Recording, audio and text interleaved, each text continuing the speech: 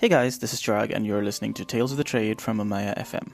We'd like to wish you all a very happy new year, and we hope that 2019 sets ablaze many of those ideas that have been brewing over the last year and sets the stage for great success. And speaking of great success, our guests for today are the awesome women behind Frying Pan Adventures, Dubai's first food tour company. We sat down with them back in April when Tales of the Trade was just beginning to take shape. And the dynamic duo of sisters, Arva and Farida Ahmed, gave us a deep insight into how they fought their way into carving a brand new facet of a tourism industry which at the time was dominated by desert safaris. 5 years in, their team is growing and they continue to rack up awards and TripAdvisor certificates of excellence. And they recently launched a program for residents that they had teased to us back then called Sufra. So, without further ado, let's get the show on the road. Jan 2nd, actually, I remember I started getting emails from London. Hey, we'd like to book a tour. Where do we book? I remember responding to one of the first of those emails saying, I haven't really launched, but how do you know about this business? The lady responded back saying, you've just been mentioned in the Telegraph. So Lara Dunstan had written this article on 36 hours to spend in Dubai, and she had inserted us at 12 p.m. And actually that kept us busy for the first 3 months. It continued, and to date, I'll have people listing the Telegraph as their source of information. Today's show, the people behind Frying Pan Adventures, Dubai's first food tour company, talking about the days they started out 5 years ago, to the company whose tours continue to rank among the top things to do in Dubai, not to mention multiple TripAdvisor certificates of excellence. Hello to the women behind the company and now co-hosts of the Frying Pan Diaries, Dubai's first food podcast, Chief Executive Muncher of Frying Pan Adventures, Arva Ahmed. Hello, great to be here. And hello to General Manager Farida Ahmed as well. Hi. So I'm going to jump right into the question that's on everybody's mind. Why does Arva get a funky foodie title and Farida get a very traditional general manager? That's just because I'm the more creative one and I come up with my own titles. That's not true. We've actually had several brainstorming sessions over this, and it turns out my name is needed more on the Frying Pan license than Arva's is, so I need a more formal title. Exactly, and Dubai government doesn't take too well to titles like Chief Executive Muncher. So let's go back to 2013. How does ILiveInAFryingPan.com, a niche food blog trying to capture the history and the culture about the food in Dubai, become Frying Pan Adventures, like the food tour company, right? What triggers that kind of a transition? So this is what happened. I'd started a blog in 2010 when I moved back from the US. And it was, at the time, just a very open-ended, I'll write about everything I eat, wasn't very specific at all. But then I realized over time that as we started to get more and more invites for free food, and I think Chirag, you are very familiar with that and have consumed a lot of those invited events along with us. There's a funny story there, right?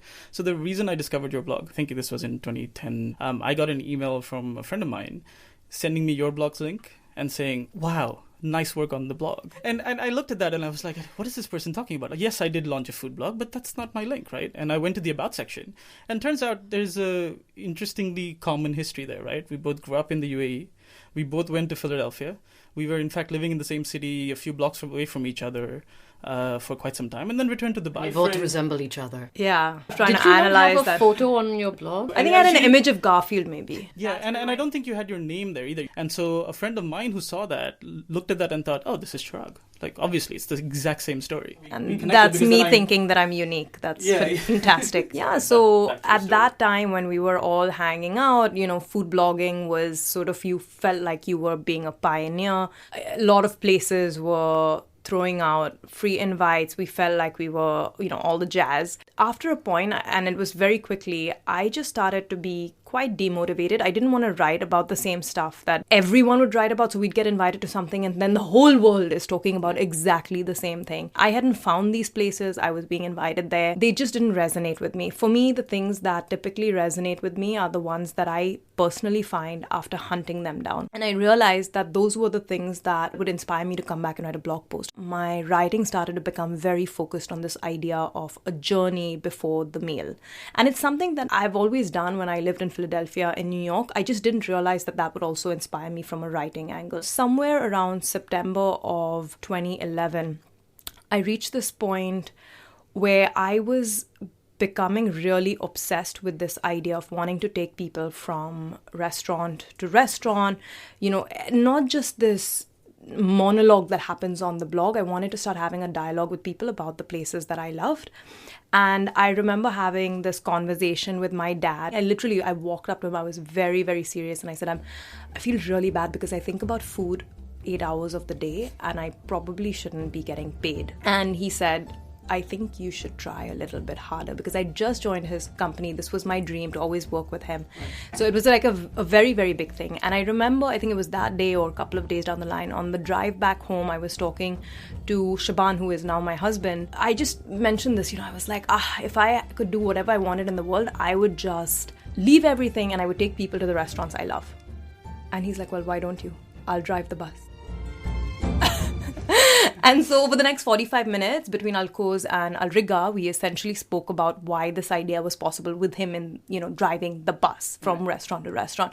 And by then the seed was planted. I was just constantly thinking, I was obsessing over this idea. Within a couple of months, Farida had just got married. Everybody at home was really happy. And I was like, let me just try throwing this bombshell back out again and see what the reaction was. And the second time around, which was in Feb of 2012, it was super positive. My parents were, now they realized, okay, I had thought about it. They were extremely, as they always are, very supportive. And that's when I thought, okay, I'm going to start my own food tourism company. And how hard can that be? Farida, when you were listening to this as someone who was being brainstormed with as an idea, what was your take on it at that time? So, actually, Arva and I never brainstormed about this. I knew she was food blogging, but I was caught up in a lot of wedding prep madness. So I had no idea that Arva wanted to start her own food tourism company and get out of food blogging. So when she finally told me this, it was actually really a surprise. But I love that I've been such an unwitting part of this journey. It took my getting married for my dad to get sentimental and say, oh, let, my daughters live their dream. And then again, Arva went through a really tough time. In the lead up to getting the license was excruciatingly difficult for her. And I had ringside seats. So she kept me in the loop about all the challenges that she was going through. Everything from someone running away with office rent money, never to be seen again, to having to jump through these immense hoops just to get formalities out of the way. For me, things got real, I think, December 2012. Arva, I remember, called me one morning. As everyone who knows me knows, I'm quite a late riser, unlike Arva. And she caught me off guard. I was waking up. She was absolutely distressed. So I asked her, I'm like, calm down. What's happened? And she said, I've jumped through every hoop possible, but I finally come across a challenge that I cannot overcome, and I will not be able to get my license. And I said, okay, what's the problem? She says, now they tell me that to get a tourism license to do this, I either need to have some tourism experience or have done a course in tourism or have somebody on the team. And up until this point of time, this was Arva's solo dream. This was something she was going to do all by herself. This is news to me about Shaban being a bus driver, but I'm glad she had that. So in my sleep, I told her, I'm like, why are you worried? I said, I have a tourism certificate. If you've heard Arva speak, it's not often that my sister is rendered speechless. And I had that opportunity with her. She was speechless. And after a few seconds of silence, she said, what, say that again? I said, yes, I did hospitality in Switzerland and I decided to also get a certificate in tourism. And she said, oh my God, this is incredible. Let me call you back. And then again, she calls me back and she says, Farida, if you don't mind, if it's okay with you, you won't have to do anything at all. You will just be... Famous last words. A name on the paper. Can I just list you as the general manager? Because then I will be able to go ahead with Frying Pan Adventures. And I said, yeah, of course, it's not a problem. And no complaints, from name on the paper. Then Arva went on to saying, Farida, if you don't mind, I will do all the tours. Can you handle the back end, the emails that come in? Just the emails. The media inquiries, etc. I said, okay, Arva, no problem at all. A couple of months later, and after Arva had suffered from laryngitis, I think twice, why don't you start... No, that's not what happened. What happened was I knew I wanted Farida to be doing tours because I didn't trust anyone else, right? And she knows her stuff. But I couldn't ask her that because now that's pushing it too far. And I want people who are really passionate. I want them to be like, I want to do the tour. So I had to bring Farida to that point, which she didn't know she could be there, but that was the point. So I told Farida, I said, can we just start looking for people? Looking for people, right? It was this anonymous people that we would look for who would come and be food tour guides. And we went through a summer of some really painful interviews, which I wanted Farida to go through this because I remember after one particularly painful interview, a candidate walked out and Farida was like, oh my God, I'm so done with this. Like, I should just do the tours. And I'm thinking, bingo. Yeah, wow, ladies and gentlemen, this is what you call inception. Yeah, this is quite an elaborate ploy to get Farida to start doing the tour. Because what I'm hearing right now is, Farida, like, over 5 years, everything has changed except your title. Essentially. Everything. Yeah, that's a good summary. And actually my complete title, because Arva was very smart right at the beginning, and I have to commend her on this. Initially itself, on the license is General Manager, but Arva has always tutored me as General Manager and Special Events Lead. Because that is just open... in the first year itself, when we had no clue that we would ever be getting into special events. So she covered ground right there. So whenever the first inquiry for special event came up, Arva's like, oh, guess what? That's in your job title as well. I mean, anyway, the general manager is exactly that. General. I need to revisit this job title. Leave it as general manager on visa and for all purposes on the license, but get something a little bit more specific. So this organic kind of inception ruse doesn't keep happening. One of the things that she mentioned as well is, you guys were essentially the first, you were a category that did not exist when it came to getting registered. In Dubai. What was that like? I mean, coming across that kind of barrier, how did that play out? How did you get that turned around? There was a general lack of knowledge out there, which was incredibly frustrating. And honestly, the whole process could have been so much faster. It's just that because we didn't know, we just kept going back over and over again and being sent back every time for something additional because we didn't fully understand these requirements. You see, the requirements, the legislation is actually written for big tourism companies. There are requirements like you need a manager with 3 years tourism experience. That's essentially throwing out newcomers, new ideas. All of these things are just, they're big hurdles. They're not explained. There's no easy way. I think now it's different. Everything is different. The whole process of getting your license, people there are easier to sort of speak to. At the time, I was hunting around on the internet, trying to call. I would be one of the few women who would walk into the DTCM legislation office. And it was just this process. I didn't even know that I needed to start a company. I thought I just needed to be a tour guide because it was just a solo thing. I'd get my tour guide license and everyone that I spoke to said, yeah, you can get a tour guide license, you can do tours. It was only a 2-week licensing process. Get the license and then a list of fines. And one of the fines is basically that if you do tours independently without a company backing you, then you have a big bill to pay at the end of the month. Right. And I was thinking, wait, how did no one say this the whole time? So there were lots of these issues of like back and forth. I stopped talking about food tourism as an idea. I would just say, I want to start a tour company. Because otherwise people would say, what? Restaurant? This ridiculousness around new ideas. And I honestly found it incredibly, incredibly frustrating. Okay, so let's move to the next frustrating thing that comes after that, because this is something that any entrepreneur has to deal with, right? Finding your customers. You're trying to find customers in a category that does not exist. You guys got around all of these different hurdles. January 2013, we're here, you've started it. How do you get people convinced to do this next? So let me say this, that we actually had things play out very differently. We had customers even before we launched. We were very lucky. Through 2012, when I had first had that naive idea, I thought I will launch next month. I was very public on social media, very small group of followers, but I was still very public that I'm going to launch and then, oops, I'm not because this happened. So next, okay, and then next. And I didn't realize it was not something that I sat there and consciously made this media strategy, but essentially what was happening was people were going on this journey and becoming really invested in this idea that we will start a food tourism company. So you see, the word started to spread even before we opened. And I remember in December, there was a food blogger. Her name is Lara Dunstan. And I thought, there's just a food blogger, and on Twitter, and she has all these questions and she has this deadline. And I'm like, whoa, I food blog as well. Like, I've never taken my work so seriously. And she was like, you need to answer these questions before this time. And I was like, oh, okay, fine. I'm going to get you the answers. It was about the tourism company.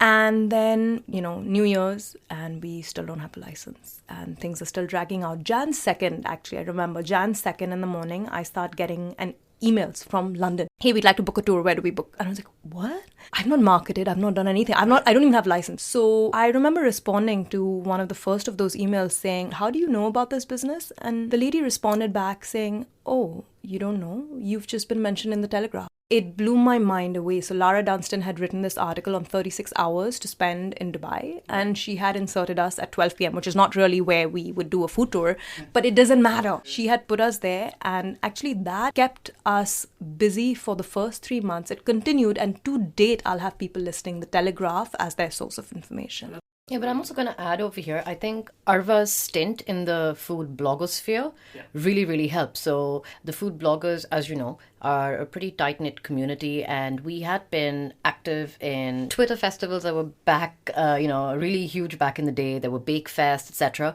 And the community has really stood by us. We have some long-standing friends like yourself.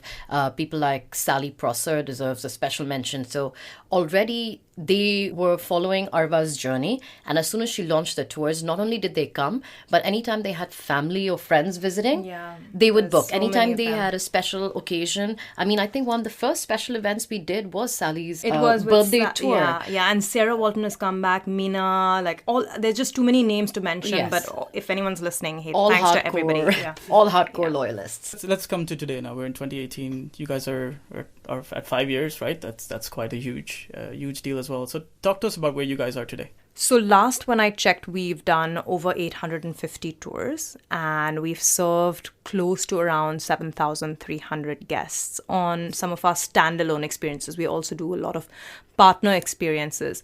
And honestly, when you look at those numbers, they're really, really tiny in a market that deals with mass market experiences. Someone would finish that kind of number in 2 months, maybe less, so, or even compared to desert safaris, right? Exactly. I will say this, at least for the first 2.5 years, it was just Arva and I doing the tours, and now we have Stephanie and Nahla and Tanya as well. So when you look at it from that perspective, I mean, we are a bit of a niche company, not because we plan on being so, but given that we're only a very small team of trail hosts versus, DMCs having a huge number on their staff. Mm-hmm. I would say 7,000 is not too bad. Yeah, and in a lot of cases, I mean, this is also because we are limiting our capacity. We don't want large groups. We don't want too many tours running in a day. We really want it to feel organic and not touristy in any way. One of the early journalists who wrote about us said something that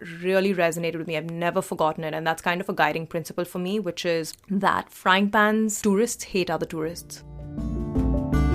Stay with us when we come back, how Frying Pan goes about hiring their tour guides and why they started a podcast.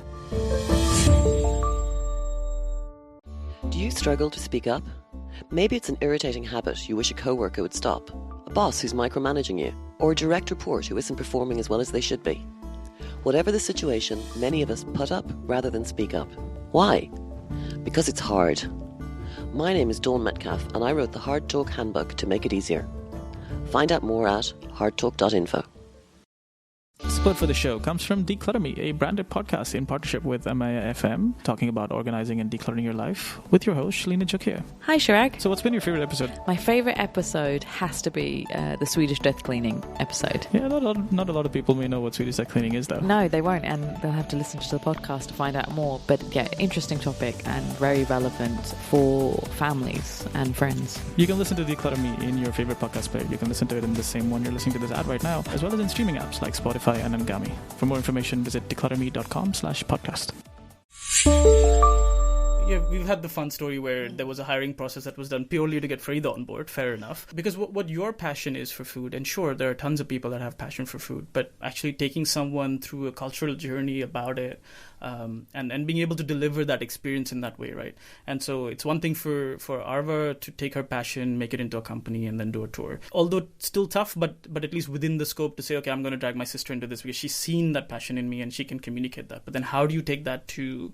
Today you guys have other tour guides as well. Like, how do you go about that? We're control freaks, and we do have trust issues because this is very, very close to our hearts. So hiring was not easy. We do get in quite a few applications through our website, or even people who've actually been on our tours. We really, really vet every candidate out. We do a couple of rounds of interviews as well. We have very special interviews. So anyone applying to be a trail host actually has to take us out for a meal and walk us through the meal. And that's what happened with Stephanie, Nahla, and Tanya. They resonated with our vision. They understood what we are about, and their passion for food and the stories that surround that food runs as deep as ours does. What was a game changer for us was an idea suggested by Mohammed Somji, who runs Gulf Photo Plus, co-runs Gulf Photo Plus.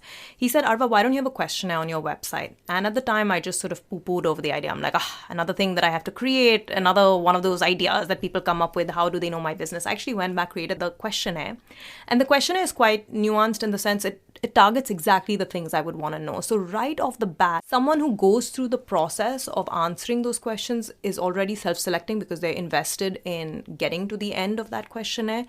But also it helps us really suss out candidates pretty quickly. And I've really found the caliber of people who apply have become very, very strong over time. It's become people who really understand our business. Both, for example, Tanya and Nahala came to us after they had done our tours already. Also, word of mouth is spreading. And then, as Farida said, we have a pretty strict first round process, which is I have 3 hours in Dubai, only 3 hours. I've never been here. Pick the one restaurant alone in any part of the country that you will take me to. Right. You're going to order the dishes. We'll handle the bill, but you need to know everything about everything at that restaurant. And then we'll also pick a random place about a week before that visit. Let's say Uzbekistan. Talk to me about the food of Uzbekistan. When we meet at the restaurant, you're going to have to be an expert on Uzbekistan. I want to see where you're going to go for research. And we've been pretty blown away, actually, by... I remember when Hala, I had given her Morocco, she not only found the neighborhood, which I thought was totally hidden, that was my little Moroccan food neighborhood, she actually created a little box of goodies. This. She cooked couscous and all of this. I'm like, you realize that I can't even accept this on the interview. And I looked at this box. I'm like, that's fantastic, that box. Like, where did you buy that box from? It's so beautiful. And she said, I made it. And that's how Nahla got the job. She bragged us. No, she didn't. I mean, she didn't honestly, but I had the food because I didn't want it to go to waste. But it was fantastic. I mean, the level of effort and investment that went into it was really incredible. This is something that you can't entirely teach as well, right? Like, some of it has to, I mean, you can refine it for them. You can take it from 80 to 90% maybe, but you can't deal with someone who's at 50%. Exactly. Right off the bat.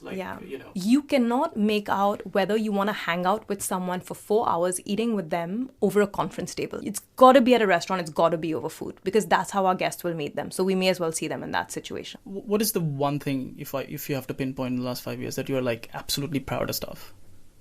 I mean, I know creating 5 Pad Adventures, of course, but I'm saying within that, like the one thing that you feel like, I'm so glad I did this part or this one particular thing that made, I don't know, a world of difference. So for my part, I am the most proud of the fact that Arva and I, we don't fight running a company. And anyone who knows us as siblings in our personal lives will know how we are. It's not easy working in a family business, and it's especially not easy for 2 siblings to work together. I mean, you would expect ego clashes or things like that, but thanks to our parents who keep us real, of course, and touch wood. And we worked on that. It doesn't just come that easy. Like, of course, your siblings, of course, you're going to have... We don't always see eye to eye. But we've had pretty explicit conversations, I think, about it, which has been... so that's, I mean, how do I top that now? Now, if I go and say something like, I'm really happy that we started this tour, that's going to sound really material. I'm the wiser sister. Okay, I'll tell you. So I am really proud about the fact that we have built some incredible relationships with people on the street without, I feel like this is going to come and bite me at some point, but I'm going to say it and hope that it doesn't jinx me, without having written contracts. Sort of in some cases, not even explain to a vendor what we're about to do because we just didn't even know how to explain to them. There's some restaurants where it's their culture to serve a lot of food and you're suddenly you're getting tasting portions of things. And these are restaurants that have just become a part of our extended family. I'll give you an example. In one case, we are allowed special access to see how kunafa is being made. I had a group, I had shown them all of this and, went back home. Next week I come back and the guy who's making the kunafa tells me that, one of the people on your last group was a tour guide. And she came back with a group of people and she wanted the same access. And I said, no, that's only for Arva. And I'm looking at him like, oh, you just turned away business. You could have maybe started a whole set of competing relationships. You didn't need my permission. There was so much respect. Like, there was so much. I've had one of our other restaurants call me up and say, this TV team contacted me. Should I do it? I'm like, of course you should do it. He's like, no, but it's not coming with you. Usually I'm the one who brings them like media or whatever. And I said, no, just do it. It's going to help your restaurant. But I was just so touched. And there are so many instances of that. So for me, something happens, like let's say for whatever reason, rent is too high, something has to shut or a person has to leave. Like I actually feel deep pain because these are not just servers or cooks or whatever. They are part of our extended family. These are people who are serving us the food that we so love and respect. Yeah, I mean, you guys are talking about that, and I'm thinking to myself, like, sometimes you don't even get that kind of relationship when you have an agreement in place, right? Because there are so many times when people happily violate agreements, even though you've sat there and signed stuff with them. Yeah, like one of the examples is one of the guys, I remember I landed up at the tour, my wallet was empty. I hadn't put in the petty cash that day, and I was like, Abu Ahmed, I don't have money. This sucks. Like, this is so embarrassing. And he's like, relax. I'm like, no, it's not okay. Like, what am I going to do? And I have a whole tour. And he's like, just relax. You can pay me next time. It's okay. And then he proceeds to open up the cash register. And he's like, how much money do you need for the rest of the tour? I was just blown away. I was like, what? And he was ready to just give me a loan that day for whatever I needed. So we were just talking about like the restaurants, right? Which is more, if I can separate them out as being your internal partnerships, right? Frying pans, internal tours, internal partnerships.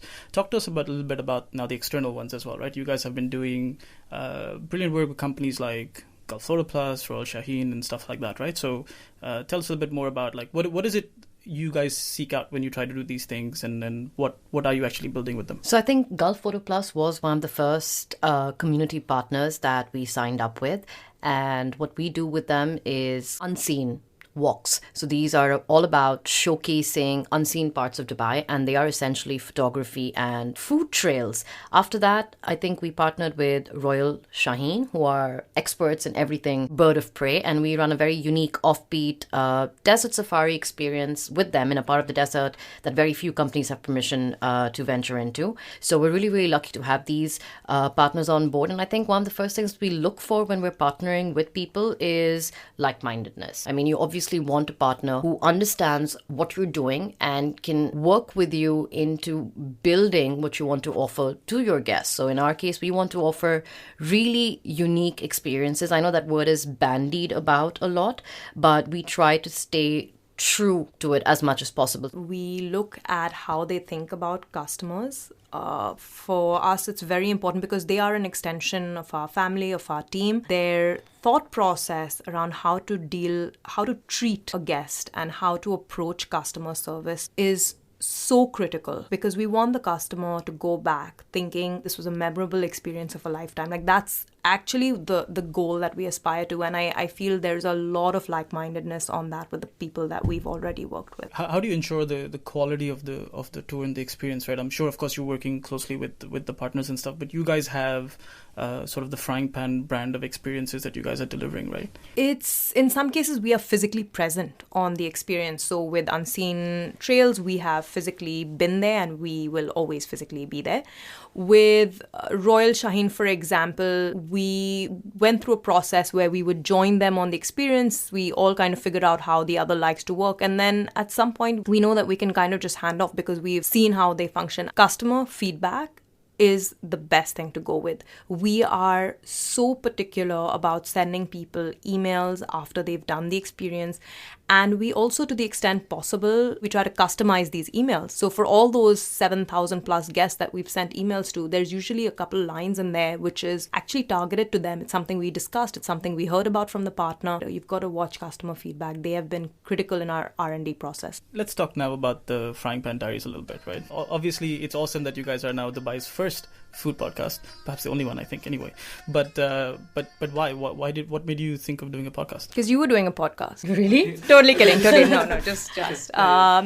Well, I think Mohammed Somji gets credit for this one as well, because he had sent me this podcast called The Splendid Table. I remember listening to this and saying, oh, that's interesting. And then I started getting addicted to it. And then I was completely addicted to it. And I suddenly realized, wow, this is a whole incredible world. Up until that point, I always thought that video was the only medium. And I found video challenging. A lot of people have told us, why don't you start a YouTube channel? Why don't you start a show? We've tried. I just find it really difficult because in terms of finding the people, in terms of the budget, even if you do something really simple, DIY style, you can't be behind the camera and holding the camera. And I don't mean a selfie stick. I was listening to these podcasts and I'm thinking, they're so rich in information, no visuals as a distraction. I don't need an audio manager.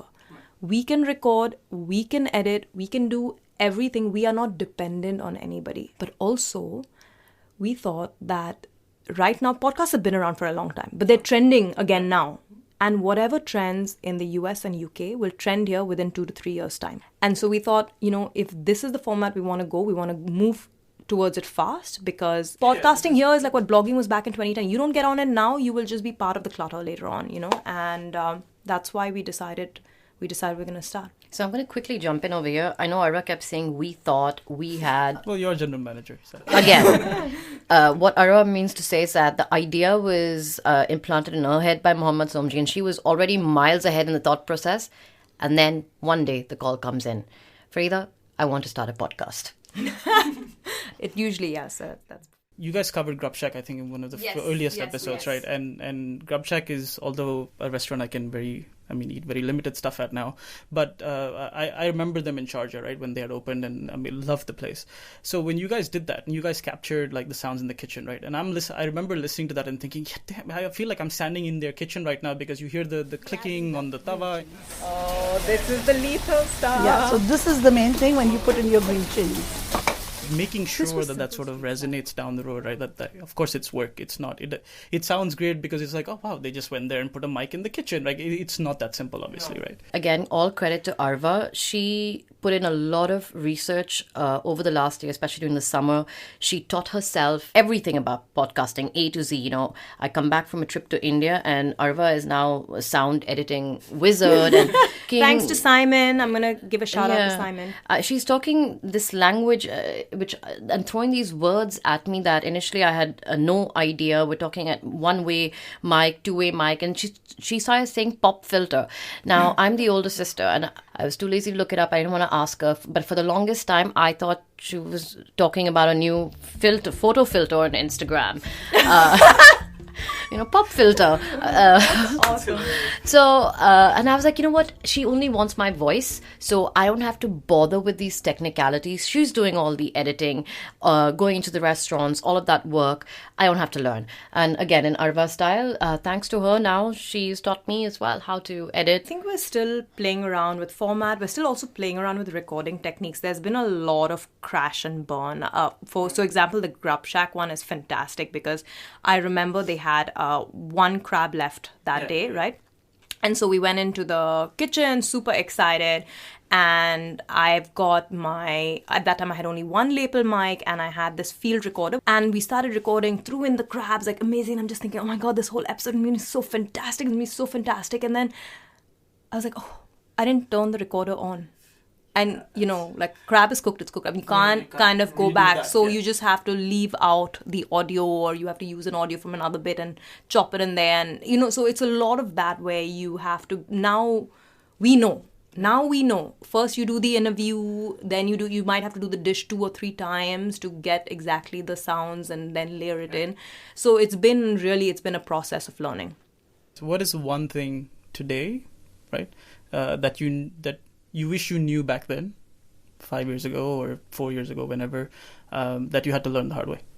I don't know if I, for my part of the journey, would have redone anything at all, because it's been quite a ride. I would do it all over again with all the ups and downs, because everything that I have learned is something that I would never have dreamed of, and I would never give it up. So no, I wouldn't change a thing. But maybe Arva would. I think mine is a little bit more personal. It's something that I've been grappling with every year, but I feel this year I'm really just taking it on, as this idea of space outside of frying pan and all the things that we want to do. it's very difficult when something is your baby to actually turn your brain off. Having a team now in place that's larger is giving us the luxury of being able to do that. So maybe the learning would be that I wish we had just focused on building out a stronger team earlier, because we are at a stage where 5 years in, we've accomplished so much, but at the same time, I just feel that had we had a team in place, so much more of it would be even more sustainable. The returns would be better for all of the work that we're putting in. Having a good, solid team just makes things better. And I'm very much the kind of person who tries to take on as much as possible. I think you know that, Chirag. Like when we first started, I was like, I'm going to build my own website, but I'll also build the booking system. I'll code the booking system.